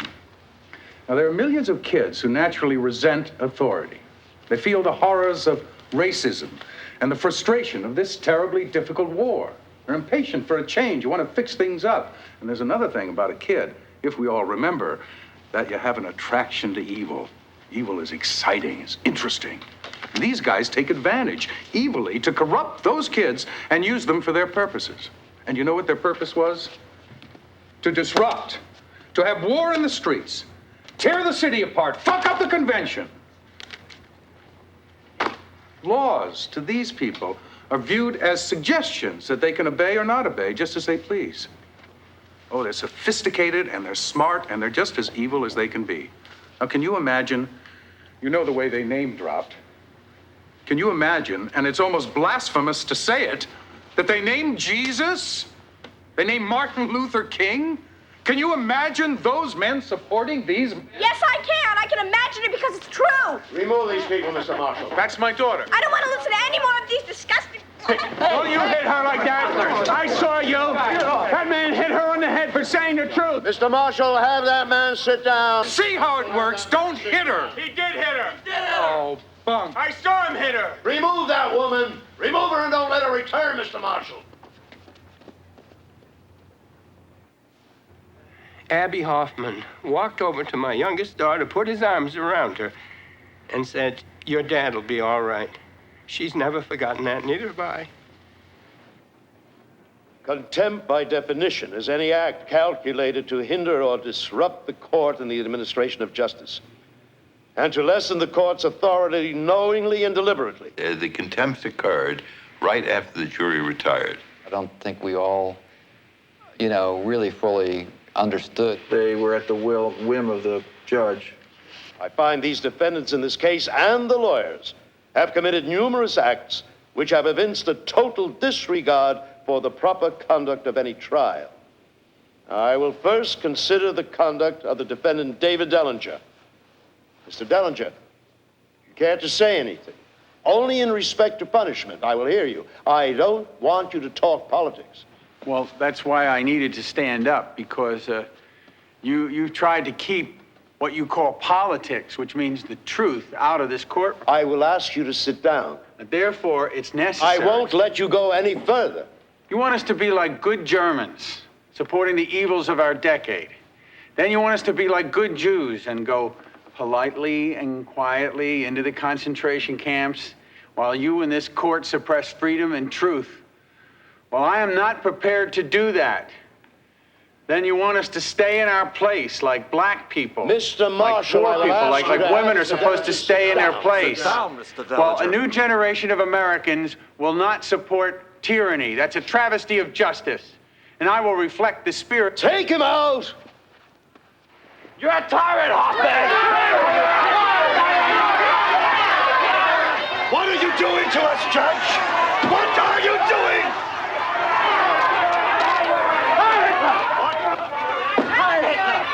You satisfied now? Huh? You satisfied? You have just jailed one of the most beautiful and one of the most courageous men in the United States. All right.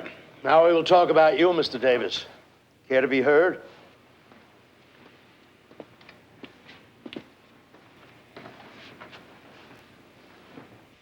You may not believe this, but we came here to have a trial, even though we regarded it as unconstitutional and unjust.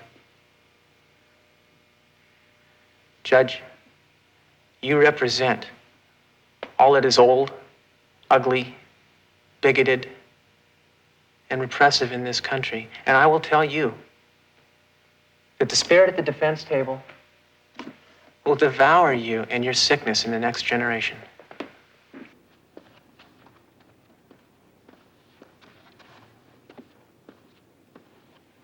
See you in jail. Whole country's in jail. See you in jail, brother. We now come to the consideration of the matter of Thomas Hayden. Mr. Hayden?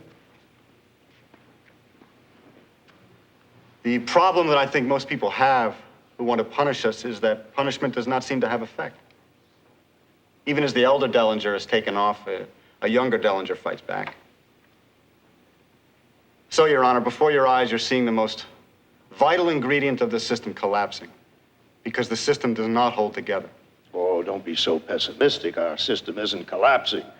Fellows as smart as you could do awfully well under our system. I'm not trying to convert you, mind you. We don't want a place in your regiment, Julie. I can state only one thing that affected my feelings about punishment, and that is that I would like to have a child. There is where the federal system can do you no good. The federal system can do you no good in trying to prevent the birth of a new world. Right on! I will hear from you, Mr. Hoffman, if you will be respectful. Respectful? My 6-year-old daughter sent me a note yesterday. She said maybe the judge should change his glasses, because then he could really see what the defendants are all about. When the law is in tyranny, the only order is disrespect, and that's what we showed. And that's what all honorable men of free will show. I will hear Mr. Rubin. Judge Hoffman, Your Honor, I came to this trial. I wanted to be indicted. To be indicted at this trial is like winning the Academy Award of Protest. You have said to us, respect or else, without any moral argument. And frankly, sir, I think that you have shown more disrespect towards us than we could have ever have shown to you. We're going to jail with smiles on our faces. There are millions of kids who love us, who identify with us, who are going to fight to free us. And that, sir, that is the revolution. Mr. Weiner, if you will confine your remarks to punishment, I will hear you. Sure. Okay.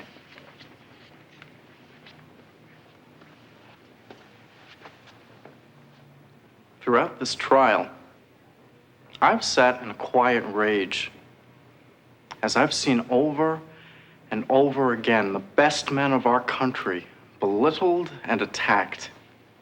Now, I understand that because you are what you are, I can't personally condemn you. I admonish you, sir. I am supposed to be especially tolerant because I was a member of the faculty of the school that you are or were a teacher. Yes, I even understand that there's a plaque naming an auditorium after you. Well, you're nice to tell the assembled spectators. I'm pleased to report to you that the plaque has been ripped off the wall. Plaque? Apparently, while the Board of Trustees feels affection for you, the student body does not. Now we come to the consideration of John Freund.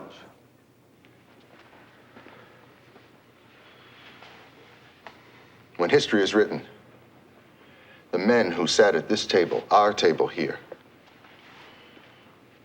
that's the heroes.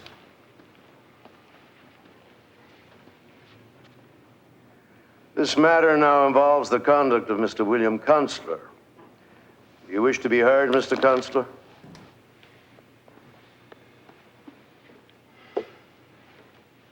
I have tried with all my heart, faithfully, to represent my clients in the face of what I consider repressive and unjust conduct toward them. If I have to pay with my liberty for such repression,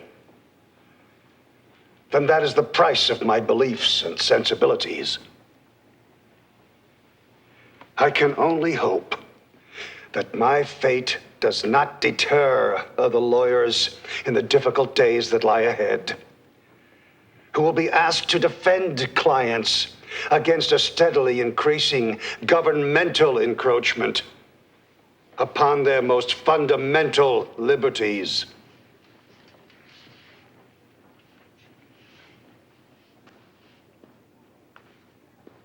Mr. Weinglass.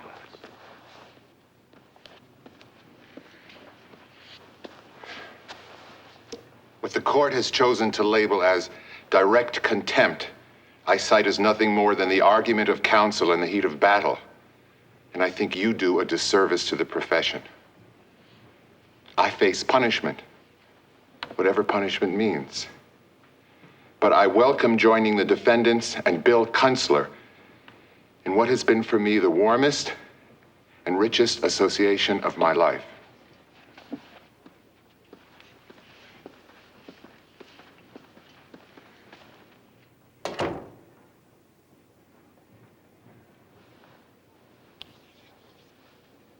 Ladies and gentlemen of the jury, I am informed you have reached a verdict. I direct the clerk to read the verdicts. We, the jury, find the defendants Lee Weiner and John Freund not guilty as charged.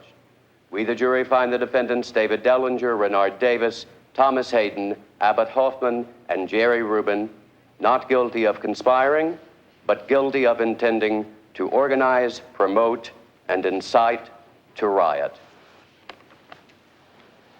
I now proceed with the imposition of sentence. I will hear for your clients, Mr. Kunstler. The defendants will speak for themselves. All right. Mr. Dellinger, you have a right to speak in your own behalf.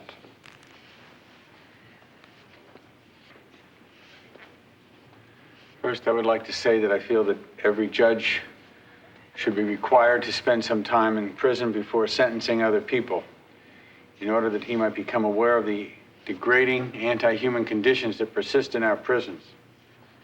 I feel more compassion for you, sir, than I do hostility. I believe that you're a man who's had too much power over too many people for too many years. What happens to us here, however unjustified, is very slight compared to what has already happened to the Vietnamese people, to the black people in this country, and to the criminals with whom we're now spending our days. Finally, there's something ambivalent in my attitude towards you, because I think one can see something spunky in you that one has to admire. However misguided or intolerant I believe that you are. Mr. Davis, would you like to speak in your own behalf? You have that right. When I come out of prison, it's going to be to move next door to Tom Ferran. I'm going to be the boy next door to Tom Ferran. The boy next door that could have been a judge. It could have been a prosecutor. I'm going to be the boy next door that organizes his kids into the revolution. Mr. Hayden.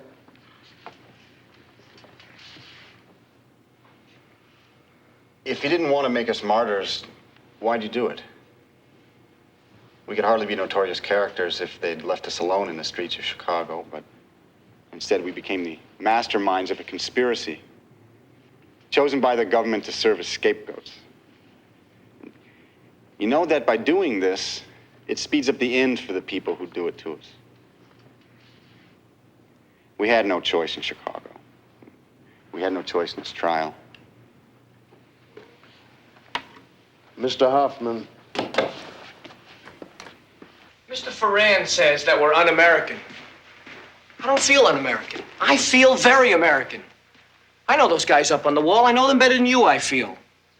I know Adams. I know all the Adams. They grew up 20 miles from my home in Massachusetts. Thomas Jefferson? Thomas Jefferson called for a revolution every 10 years. Thomas Jefferson had an agrarian reform program that would make Mao Zedong look like a liberal. George Washington? George Washington grew pot.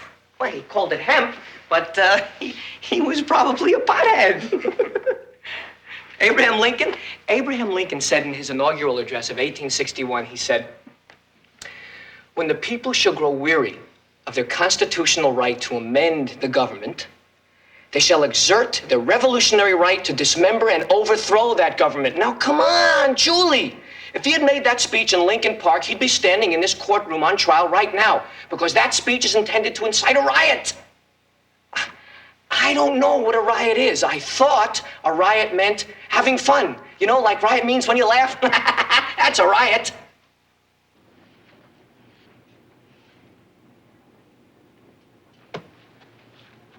I'll see you in Florida, Julie.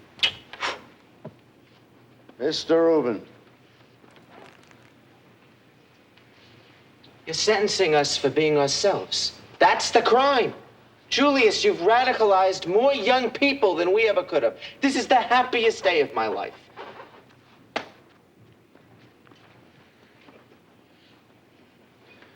Mr. Clerk, the defendants will be committed to the Attorney General for imprisonment for 5 years. Will be fined the sum of $5,000 and costs of prosecution.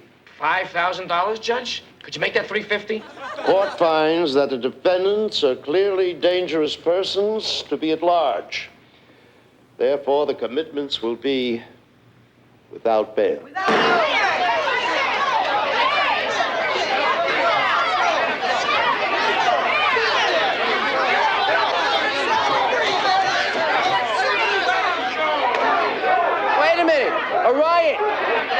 every one of those defendants was willing to go to jail for 10 years, which was what we faced. I think my fear was that we'd never get out. Although we did know that history only remembers the guilty.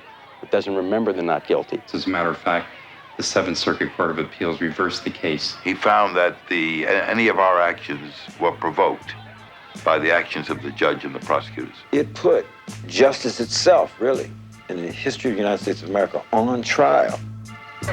So your brother's bound and gagged, and they've chained him to a chair. Won't you please come to Chicago? The significance of the trial is that it showed, I think, for the first time, how ingenious defendants can use the courtroom to get their point across and not to be afraid of authority. It's lonely out there. It's lonely when you stand on the corner and say the emperor's got no clothes. There's a whole bunch of people that want to come along and say, there's an easy way to do this. I got married. I have 2 kids, 3 dogs, a seat in the state legislature, and I still miss the old days.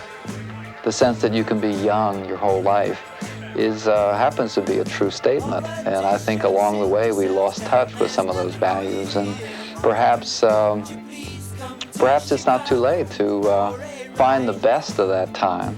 I think one has to be an activist for justice if one believes in peace. That you can't get rid of war without getting rid of the causes of war. I would hope my children do their political work even better than I did mine, and I'm doing mine now. It was a very good time in which to live because you really felt that you were living for something that was very meaningful and very real, and I still feel the same way. I would describe myself now as an entrepreneur, as a business person, as someone who's as confused politically as I was certain in the 60s.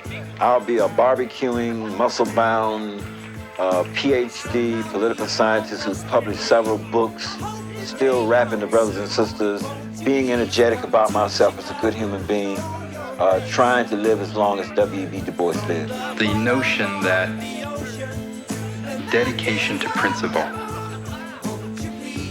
is the basis upon which a life should be built. And that these 8 people, for a particular period of time, did that and fought hard, took risks, and were ultimately vindicated as being right.